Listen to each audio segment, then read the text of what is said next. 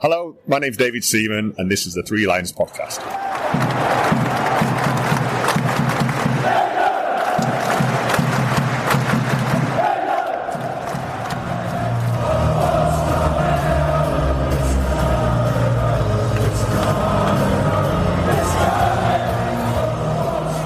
Hello and welcome to the Three Lions Podcast. My name is Russell Osborne and this is an independent England football supporters podcast. I hope you're well. You'll have probably noticed that the show had a little break of late as I spent a little bit of time away. I'm glad to be back, although my timing wasn't the best. As you'll probably notice, a couple of episodes are dropping within a couple of days of each other, which is not something I'd normally do, but it's just how it's fallen. This episode, I am going to be looking at all the England players who have made a move during the summer transfer window. Something I've covered in the last couple of years. I'll also be paying tribute to Sven-Goran Eriksson, who passed recently. And then with the Nations League matches approaching, Ireland away and Finland at home, I'll have the preview episode for that in a couple of days' time. Make sure you stay subscribed and you won't miss it. Back to this episode, and I'm pleased to say I've been joined once again by Gary Lambert from Channel England Football over on YouTube. Gary, hello. Hiya, mate. How you doing? I'm very well, thank you. Yourself? Yeah, not bad. It wasn't a bad summer, was it? Really? But it had its highs and lows, didn't it? Definitely. I mean, they either were highs or extreme lows, weren't they? Yeah, they were. But yeah, well, it seems ages ago, but it was only 2 months, 6 weeks ago. Yeah, not long ago at all. But you're right, it does seem a hell of a long time ago. I think it's because every game felt like 10 years, didn't it? It was one of those. It was just one of those tournaments. Like every game just felt like it went on forever. Oh, I don't know. The amount I went backwards and forwards, I met myself coming back basically. And we're back on the road again very soon for the Nations League. Excited for that? Yeah, it'll be good, man. I mean, I'm disappointed we're not in League A, but nice to play some different teams in it, and a cracking opening match, obviously against some bitter rivals. 17 times doing my video last night. I only played the Irish 17 times, which really surprised me. Yeah, so, considering how close they are. Yeah. Well, we're back together again. We're doing this episode 12 months on, looking at all of those sort of England players who moved. Back 12 months ago, there were a few big ones back then. Jude Bellingham went from Dortmund to Madrid, James Maddison from Leicester to Tottenham, Mason Mount, I guess you could count as well, Chelsea to Manchester United, how that one fell apart. Declan Rice, West Ham to Arsenal, Jordan Henderson as well, 12 months ago, went to Saudi, that kind of went belly up. Harry Kane eventually moved to Bayern, left Tottenham. The majority of them worked out well for them and for England. And I think last year there were about 30 plus England players who made a move for it was roughly 650 million, but this time it appears to be more 350 million. So we're going to sort of chronologically go through them, have a chat about some of the players, thoughts on them, whether they're going to progress through, maybe just sort of reminisce, really. But this year the window opened on the 14th of June, closed on the 30th of August. Many of these names you'll recognise, some you may have forgotten about, but they're all England related and have won a cap, senior or under 21 at some point. And I guarantee some of them you will think, wow, is he still playing? I can't believe it. And I think basically we'll sort of start with almost one of those. Adam Lallana, as he just seems to move every year. Brighton to Southampton this time for nothing. Yeah, I mean, he's not going to be getting in an England squad anytime soon, is he? But I just think Adam Lallana is one of those players who's sort of he's one of those that got away, isn't he? He's like one of those girls that got away because you just feel like at a time he looked good, he looked solid, but I think injuries at the wrong time in his career played a big role, didn't it? Particularly when he was at Liverpool. But yeah, I mean, it's a move for him, isn't it? He's had a good innings. He's had a good innings. Like 34 caps for him. And here's one that just never really took off. Ben Godfrey for those of you that maybe can't remember, he had 2 caps. He won 2 caps before Euro 2020. There was the 2 games up in Middlesbrough, those 2 warm-up games against Austria and Romania, I think they were. He was obviously doing well at the time because he was selected, but he didn't make the final squad. But he was playing with Everton, and he's found himself a move to Italy, to Atalanta, for 11 million. I mean, we're thinking that's a big price, but is that a big price in today's market? It probably isn't, is it? Really? No. But it is. It still does seem like a surprising figure. I'm just having a quick look. He's only 26 years old, so he's still got plenty of years ahead of him, and it might be a good move for him. We might see him again in a few years' time. Yeah, it's always good I always like it when an England player goes abroad, just to, I don't know, just from my own sort of thoughts. I'd love to go abroad and apply my trade somehow. We've always said, haven't we? A lot of people, why don't more England players go abroad? And I think it is starting to change now, the trend. But yeah, good on him. I hope he does well. Yeah. There's going to be a few goalkeepers we're going to talk about as we go along, but I'll mention one who, again, you'll think, blimey, he's still knocking around. John Ruddy. The saying goes, he's had more clubs than Tiger Woods. He had 1 cap against Italy back in 2012. Well, he's moved from Birmingham to Newcastle, so I imagine just to sit on the bench. But another player who's probably maybe of a similar age, Ross Barkley. He made his England debut against Moldova in 2013. He went on to win 33 caps. He has moved from Luton to Aston Villa. Now, last season, whilst Luton were in the Premier League, people were talking, do you know what? Ross Barkley was pulling the strings for them and talking he could get back in the England team. Yeah, there's a crowd, I think, of fans that are always loyal to Ross Barkley because they saw what he was like. He's another, I mean, not quite as bad as Dele Alli, but he's one of those where you just thought 5, 6, 7 years ago, you'd have thought he'd have been our future, and it hasn't really happened. But he did have a good season at Luton, and I think going to Villa, we've got to remember Villa are a bloody good team at the minute. Playing really well. They had a good season last year under a good manager.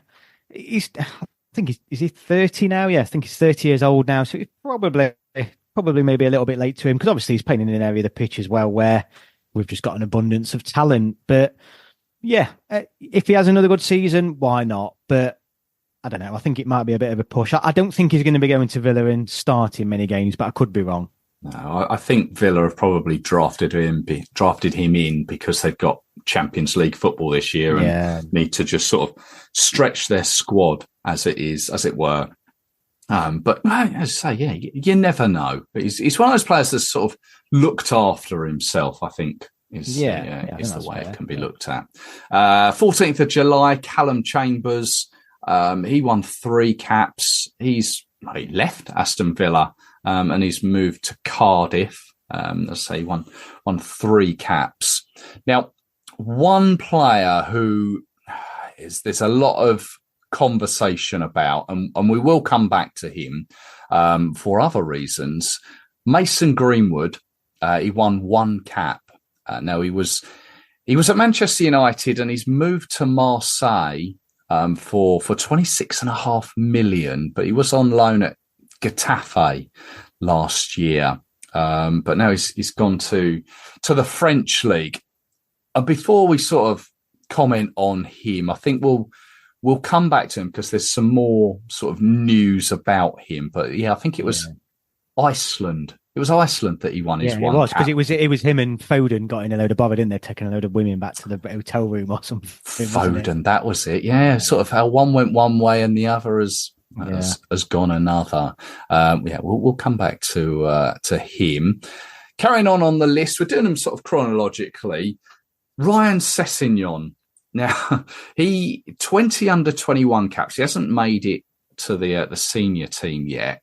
He joined Tottenham from Fulham in 2019. 26 million he made a move for there. This year, he's gone back to Fulham for nothing. How does that work? It's just a good bit of business in here from Fulham. I mean, I will say this. I thought at the time when they signed him for 26 minutes, I thought that's a good buy. He looked good for long periods. I saw a bit of him at under 21 level. He looked an exciting player, but he's just been nowhere to be seen, has he? Since that move. And I think it might be, let's hope this is another positive move. He's still a young lad. I think he's still under 25. And maybe he can find some of that form back. I mean, we've seen it, and maybe with another player we're going to come on to a little bit later, but some players just suit certain clubs, don't they? They just suit certain clubs and play better football for them. And yeah, let's hope he can find some of that form that got him that attention from Tottenham, because I thought he was a very good young prospect at one point. Yeah, there's still time on his side. So he's gone back to Fulham. And Fulham, they're one of those teams that kind of, they seem to grab hold of some players that have got some potential, but as a team, they just can't sort of string it together. They're still hanging around the Premier League, and I'm sure probably a League Cup is probably their aim. But they've picked up on a couple of players this transfer window, and one of those is Emil Smith-Rowe, 27 million, which apparently could rise to 34. He's gone from Arsenal to Fulham. He grew up at Arsenal, and in his time there, he won 3 caps. And it's not just at the senior team. He worked his way through the England age groups, from the under-16s to the seniors. When he made his debut in 21 in a home game to Albania, then he scored in his following game in the 10-0 away win over San Marino, which I think basically anyone who had a shot on goal scored on. There, but I don't know. Can we see Emil Smith-Rowe still? It's hard to say. It feels like such a long time ago since we've really seen him have a run of games. I'm glad he's moved now. I just think he should have done it last season. A lot of talk with last summer was, should he move, because he was looking like he wasn't going to get many games at Arsenal. I mean, fair play to him. He's done it now. I mean, when you're looking at players like Marcus Rashford, I know he's getting games, but clearly I think needs a move. But Emil Smith-Rowe, I think, now end of the day, he's got to do it now, hasn't he? He's got to do it. He's going to play much more games you'd expect. Gone for relatively big money.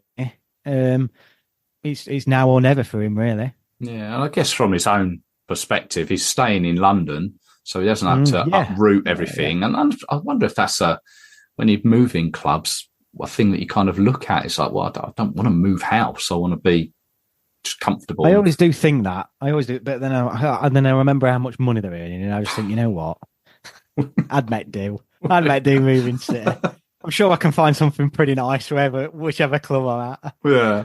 Well, looking at it from this way, the next big move was someone who's moved from Bournemouth to North London, which is, I think I'd rather go the other way, to be honest. If I had a nice pad down in Bournemouth overlooking the sea, would be nice. Yeah. But we're talking Dominic Solanke. 1 cap. That's all he's earned in the time that he's been playing. And that was back in 2017. It was, I mean, as caps go, if you're going to get one, play it against Brazil. Why not? But yeah, 55 million, Bournemouth sold Dominic Solanke to Tottenham. Apparently it could rise to 65. He was the one, was it last season or season before, sort of the English top goal scorer, wasn't he? Yeah, I think last season he was pretty much up there. He had a brilliant season last year, really, really strong season. And there's been a lot of snobbery around this, because I just think I've seen a lot of Tottenham fans absolutely going mad that they've paid this amount of money for Solanke. And I think if this was a foreign player coming from a foreign league off the back of the season they'd be speaking very differently. And I just think it's because he's been around the block a long time, and we know him, and he feels like someone who's been brought back in from the past, so he's quite unfashionable, but the form's there, and the lad's only 26. I mean, you're saying his last cap was in 2017, did you say? But he's only 26. I think this is a good signing. If he can find half the form he did for Bournemouth with the Spurs, I think he'll do well. And you could argue he's probably deserved more caps, certainly probably last season. I think there's been a couple of occasions last year where Southgate probably should have called him up to the England squad and earned him a couple more caps. But It's probably before that he seems to have not really been about, or he's not done anything major. But I just think he's still finding his form, and the best years are still ahead of him. I think this is a good signing, but he's also playing in a position where there's been Harry Kane, hasn't there, for the past how many years? Yeah. And Gareth Southgate, who even in friendlies wouldn't drop Harry Kane, would he really? No. So, I can't think of any other striker who's probably had more than 10 caps since Kane and Southgate's been around, and I might be wrong there. But it's just that probably puts it into some sort of perspective. So yeah, I don't know. I don't think it's a bad signing. It is a lot of money. I just think it's the going rate now, isn't it? I think you're right, especially when you compare it to, we say, Ben Godfrey, 11 million. And now you got 65. I mean, he obviously hasn't caught Lee Carsley's eye because he hasn't been selected for the latest squad. Ollie Watkins has got called back in, and I think that's probably maybe a little bit of an overhang from the Euros. Yeah. And obviously going on from that, another player we might talk about in a second is Ivan Toney. He hasn't been called up again neither. So the thing is, though, for England, and if I was Dominic Solanke looking at it as a 26-year-old striker who's banging form in the Premier League currently and now had a big move, who knows? I'm not going to sit here and say he could not lead the line for England later on, because obviously he could if he finds that sort of form, because the striking position is going to open up. If Kane, I know people were saying he had a back injury and stuff like that in the summer, but how many people have said to me, and I agree in some aspects, it was like we were playing with 10 men, wasn't it? Yeah. Some games in those Euros. So there's certainly a call there for another striker. And I think Dominic Solanke, unlike Ollie Watkins, is bigger, much more physical. So I don't know. I just think let's give him a chance. He's earned his move because he had a fantastic season. Good luck to him. Yeah. Well, the only way he's going to get in is by scoring goals. So yeah, it's down to him and Tottenham. Another one who's just been in the under-21s, Aaron Wan-Bissaka, right back.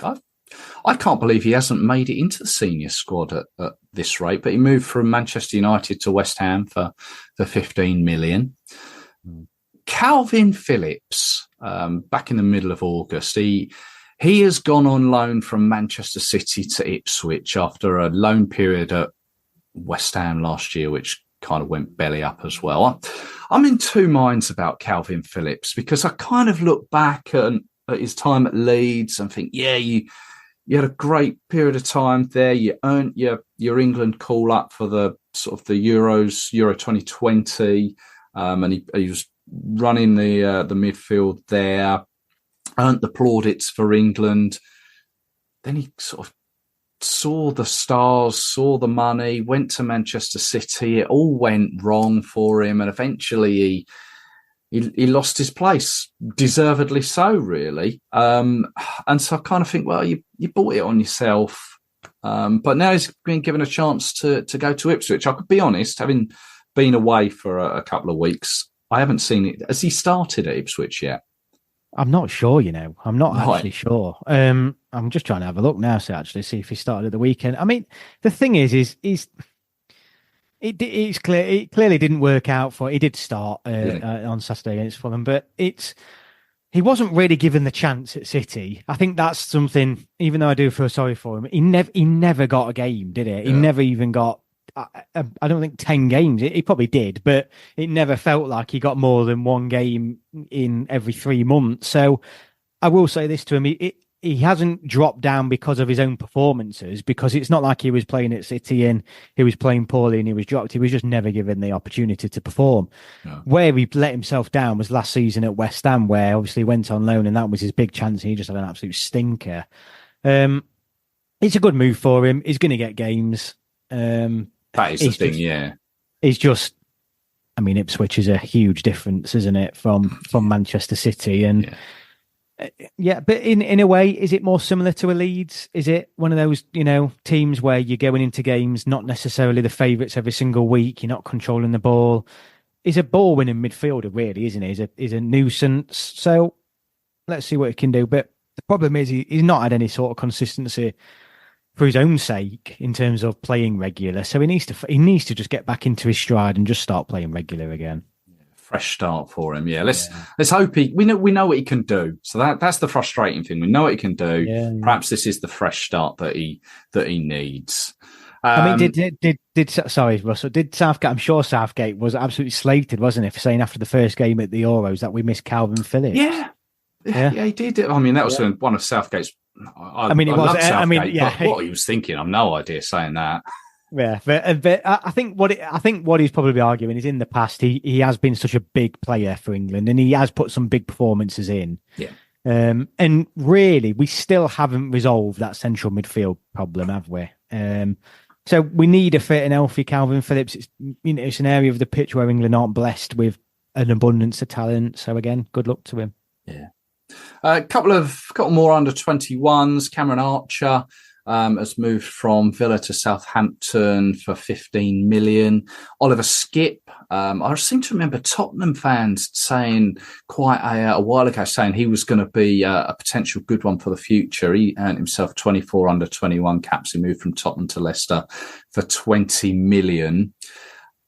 Let's move on to this was a big one and one I really didn't see coming. Yeah. Conor Gallagher, 18 England caps. He's been at Chelsea since he was young. I think he was signed I want to say like 6 or 7 years old, the way they do things now. But he's gone to La Liga, Atletico Madrid for 33 million. I mean, it's all in a deal that saw João Felix go the other way. But the same city as Jude Bellingham. It's going to be interesting to see how he prospers over there. Oh, mate, I think I put on the group chat at the beginning. I wasn't expecting this. Like when it got announced, it literally came out of the blue, and it just shows you how quick football can change. Imagine, 3-4 years ago, someone had said you'd swap Conor Gallagher for João Felix and pay £33 million. Well, everyone would be like, "What? What on earth's going off?" But mate, what a surprise! Because it's not like he wasn't loved at Chelsea. You know, the fans seemed to like him there. Yeah. He was playing games. He was relatively on form. He was still getting the England squad. Yeah. I think fair play to him. You know, he's gone out and thought, you know what, I think I can go it alone and do a better job. And he's into a good manager. I think he'll a really good manager in Simeone. I think he'll give him that. I do think in the past, Conor Gallagher comes on the pitch and does run around like a bit of a headless chicken sometimes. And I know Southgate did like that energy from him and things like that. But I think under Simeone, he'll give him that structure and get him to become a bit more of a professional and more clever player. So I think it'll be a good move for him. But yeah, completely shocked me. But again, fair play to him. And I know he's been starting some games. So let's see what he can do. He's going to come into the England team with a Diego Simeone bite to him. He's going to instill that Argentine sort of physicality and bite that we know that he's got on the touchlines. We mentioned goalkeeper John Ruddy. There's a couple of goalkeepers have moved. It was on deadline day, actually. Obviously, from an England perspective, Jordan Pickford is England's number one, and we've struggled with a proper backup. We've basically got Sam Johnston, Dean Henderson, Aaron Ramsdale, Nick Pope, and they're all sort of fighting it out for that second position in the hope that Pickford gets injured and they get a chance. But it was deadline day. Sam Johnston moved from Palace to Wolves as he had found himself second option behind Dean Henderson at Palace. I mean, it's not often that you kind of find two England sort of second keepers at the same team. And the same day, deadline day, Aaron Ramsdale, he made a £25 million switch from Arsenal to Southampton. So all the second sort of goalkeepers for England are all moving around at the moment. Yeah, and it can only benefit England because what a state we were in going into the Euro. Sorry, I mean everybody had Pickford, and then everybody else had a different two goalkeepers behind him because no one could pick between them. They weren't playing games. Ramsdale had to move. It was a bit like the Smith Rowe situation where he hadn't been playing games for a season, and you think now's the time to move. Smith Rowe didn't do it last year, and I think it's good that Ramsdale's done it this first year. He needed to do it. I'll be honest with you though, Russell. After Pickford, I think there's a massive drop-off. I do think we are arguably, though, talking about possibly England's greatest ever goalkeeper. I am going to throw it out there in terms of quite a statement. Yeah, I think in terms of his performances and what he's done in tournaments, I mean, I go back to that Euros final. He did everything he possibly could in that penalty shootout and in the tournament to win it. And I just think he's certainly up there as one of, if not the England's greatest ever goalkeeper for me. So he's a big gloves to fill, if you like. But Ramsdale, probably the next best. He's still young, 26 for a goalkeeper. I think for me, the thing is they need to all get better with the ball at the feet. That's the thing. Play more games. I don't know. I think Ramsdale was unlucky in the first place to be dropped to Arsenal. I don't think he was particularly playing poorly. Yeah, but let's see what he can do. I think it's a good move, and I'm glad he's done it because he could have, again, we all know that, and some players have in the past, they just sit there and stay on the money, don't they? Yeah. Well, my phone's just ringing. It's Peter Shilton ringing. He's just querying your cost. Oh, hang on a minute. It's another call coming in. It's family of Gordon Banks as well. Right, I know. Honestly, genuinely, and I know that I would happily have an argument with people to put Pickford as, but he probably England's best goalkeeper. Yeah. I know he hasn't won a trophy, but I just think he's done an awful lot. He's done an awful lot, and I know I'm talking a bit of my generation, if you like, but look, he's miles ahead of everybody else currently. Anyway, that's certainly the fact. Yeah, it's a chat for another podcast. That one. Yeah. Tammy Abraham on deadline day made a loan move from Roma to AC Milan. We kind of don't really hear much of him now. He was in the Europa final. He won a thing there. I think it was brilliant under Mourinho. Wasn't it? Yeah, it was really good. I mean, he moved there, and it seemed like a huge success. And then again, he's just faded out a little bit, and it's probably sums up his career really, where he goes somewhere, starts pretty well, has a bit of flourish, and then just fades off. I mean, I'm just looking at, he's still only 26 years old. He's only a young lad. But it feels like he's been around forever. If you'd have told me if he was like 32, I'd have believed you. So, yeah, he seems to like the Italian league, doesn't he? He seems to find a place there and a home, but I don't think he's pushing for any starting lineups in an England squad, certainly. I think you're right. Wilfried Zaha, I think I've mentioned sort of him every episode I've done this one. 2 England caps between 2012 and 2013, but he changed his allegiances to the Ivory Coast, and he's moved on loan from Galatasaray to Lyon for a year. Eddie Nketiah, he earned 1 cap for England recently, actually, in last year's friendly against Australia. He's moved from Arsenal to Crystal Palace for 30 million, which is probably good value, actually. I think he can probably do a job for Crystal Palace. And thinking back to the Euros, I've got a funny feeling Palace offered the England squad the most players. Yeah. They came good, didn't they? With Wharton, Eze, and although I mean, I'm surprised when you've just said Nketiah's 1 cap was against Australia last year. I'd have thought it was further back than that, right? Because I can't remember him having. Yeah, he burst on the scene, didn't he? Where he was scoring those goals all the time, and then almost got dropped again. But I think it's a good signing, really good signing, and a bit like Ramsdale, where you think, come on, mate, if you want a good career, move. You need to move, and he's done it. And I think Palace is I think he'll score plenty of goals there. I really do. I think he'll have a very good career. £30 million, a lot of money, but I think that's a good signing for him. Yeah. I can still see him making squads. If he scores the goals, he can make squads. James Ward-Prowse, another one who never really sort of made it in an England shirt. 11 caps. I think he's going into a period of his career now where he's going to be loaned from here to there, but he's gone from West Ham to Nottingham Forest. Reece Nelson, another one who hasn't made a senior appearance yet, but he's done the 12 caps at under 21 level. He's gone to Fulham from Arsenal, so he's kind of followed Emil Smith-Rowe there. Surprising couple on deadline day. Raheem Sterling was he'd come to the end of his tether, hadn't he, with Chelsea. We all remember him at Liverpool, Manchester City. Hasn't played for England since the France game in the Qatar World Cup. Has gone on a loan move from Chelsea to Arsenal. As an Arsenal fan, when he made the move from City to Chelsea, I thought, do you know what? I think Arsenal have missed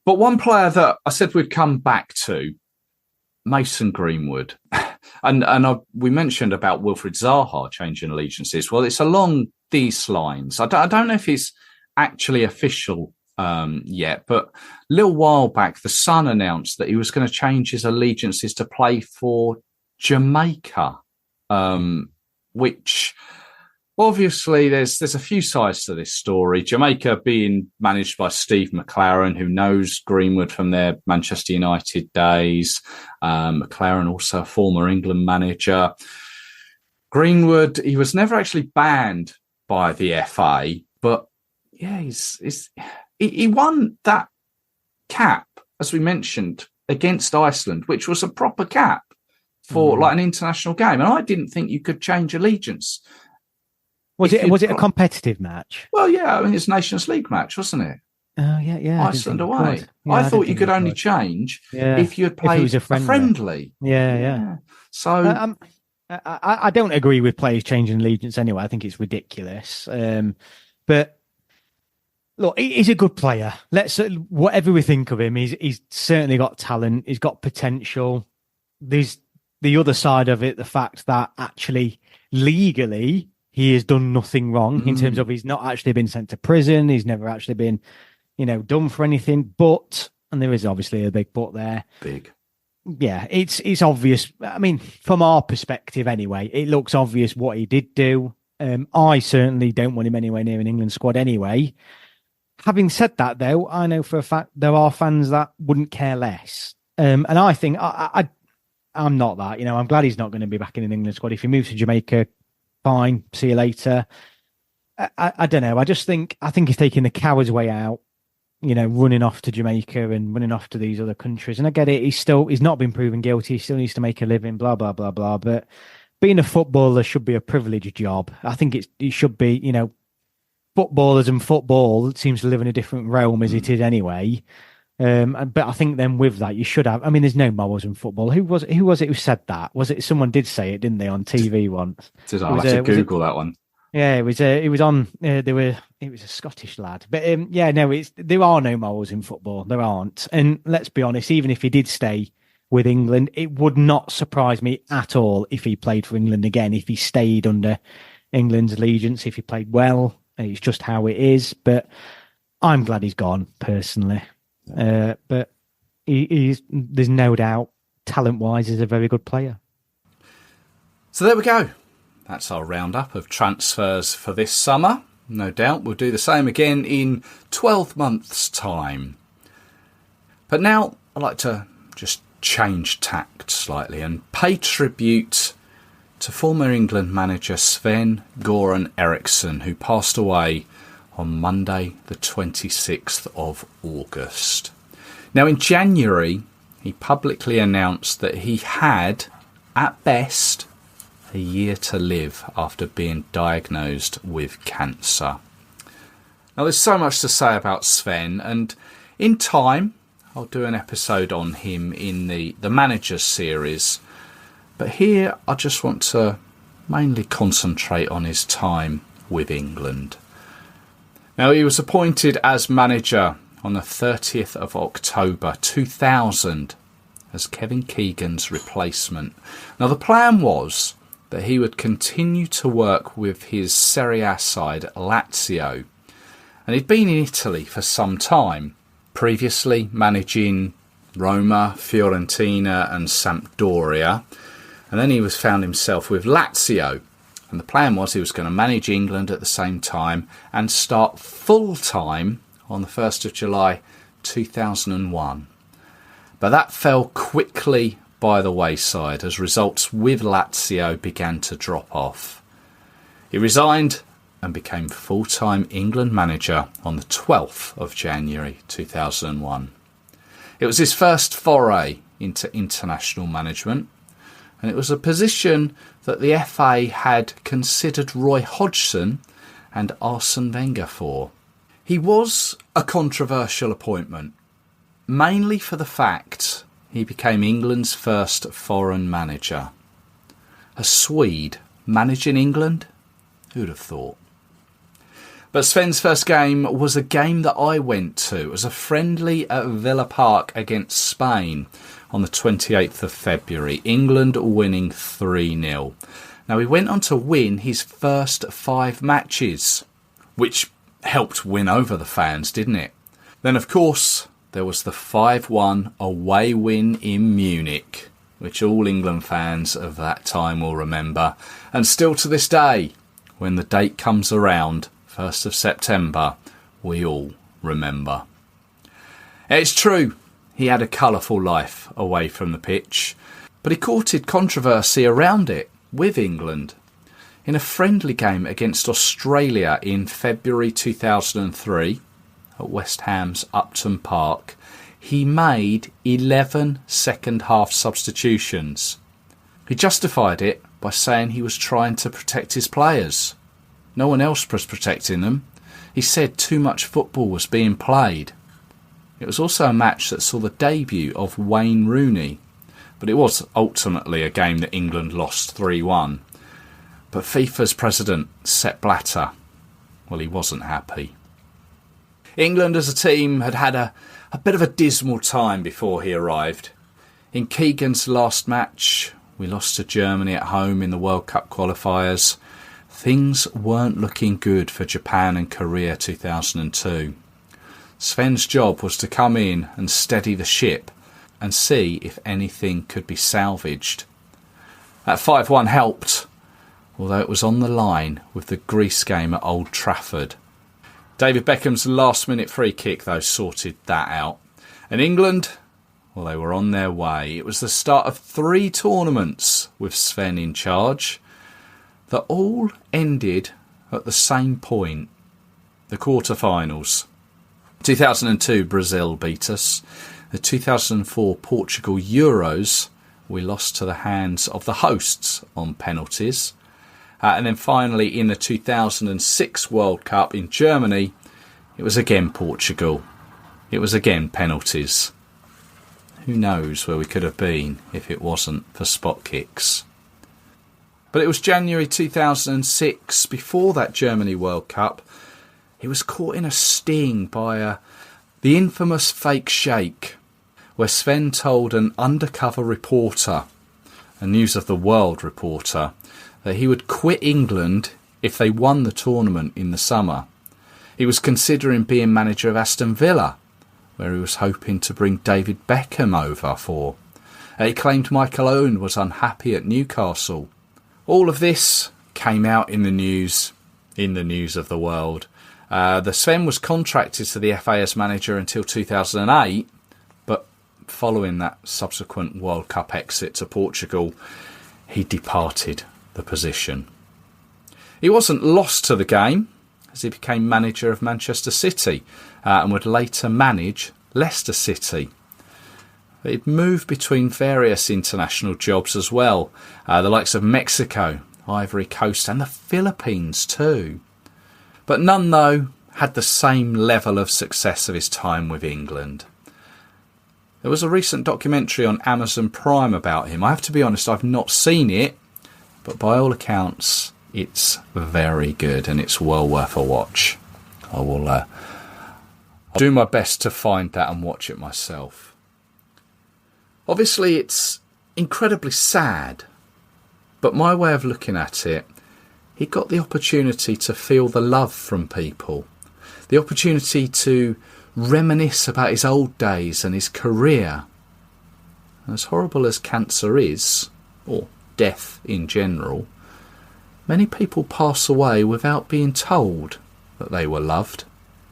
Sven had that chance. He was 76 years old, and I'd like to pass on my condolences to his family and friends. Gary is still with us. Just say a few words on Sven.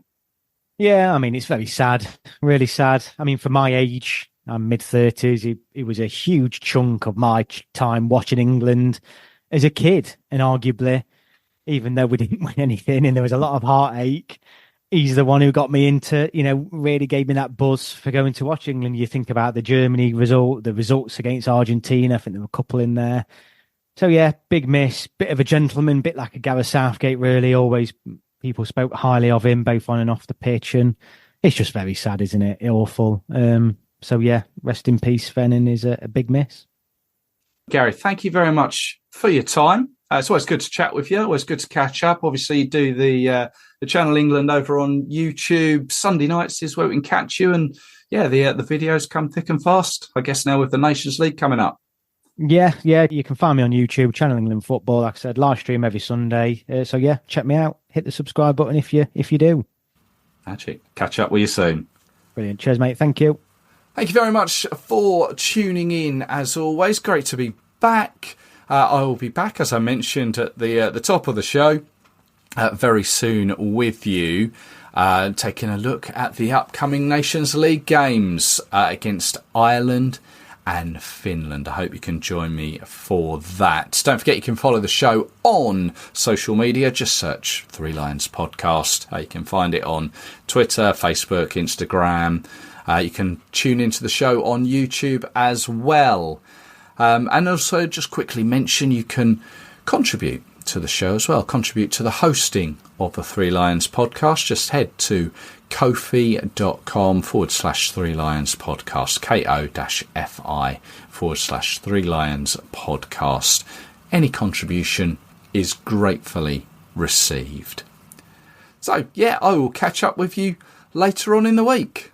So until then, take care of yourselves. Cheers.